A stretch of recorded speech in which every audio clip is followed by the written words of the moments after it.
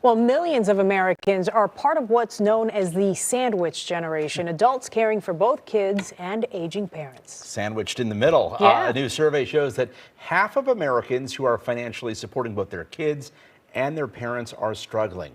Financial advisor and president of SGL Financial, Steve Lewitt, joins us now with some advice for some people who find themselves, I guess, the meat of the sandwich. So you're getting financial pressure from both sides.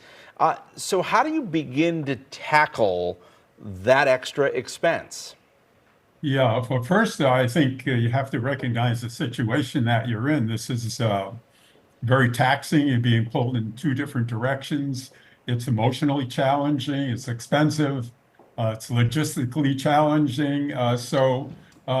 First, I want to, before we go to the expenses, is that the caregiver, whoever you are, really needs to take care of themselves. And that ties directly into expenses. But if the caregiver doesn't take care of themselves, continue to contribute to their 401k, continue to scratch some savings aside, then they will put themselves in the same, they become their parents and the kids will become them, taking care of them and perpetuating this whole generational thing all over again.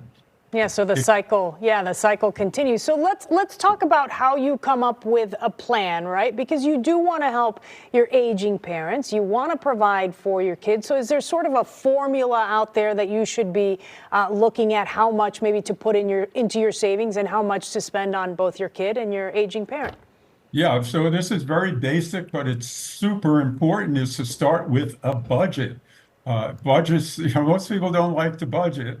But especially when you're in a situation like this and have so many demands on you financially, a budget becomes absolute priority.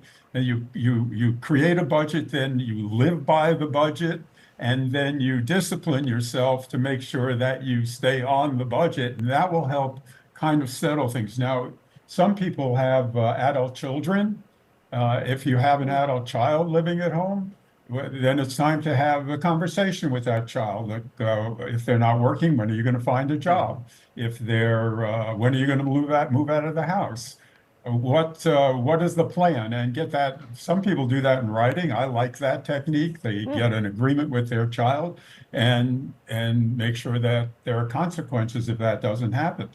Bring siblings in. Sometimes siblings can help financially, can contribute.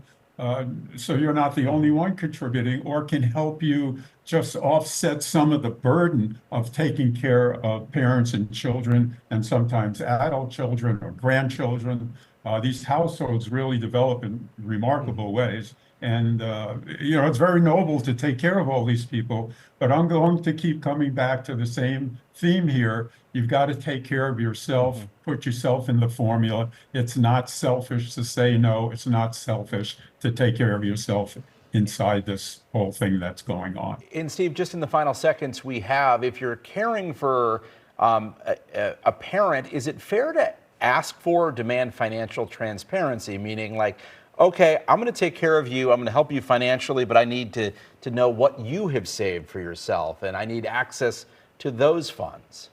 Yeah, absolutely. If you're the caretaker, you need to know. You need to know if they have finances that can help hire support people. You need to know if they're going to go into a nursing home. Do they have long-term care? You need to know what is going on. Otherwise, you can't plan, and you run the danger of being blindsided by expenses that you thought mom and dad would take care of, or either one. And now all of a sudden that burden becomes you. Absolutely. All right. Good advice, Steve Lewitt. We appreciate you. Yeah. Likewise. Thanks, guys. Talk soon.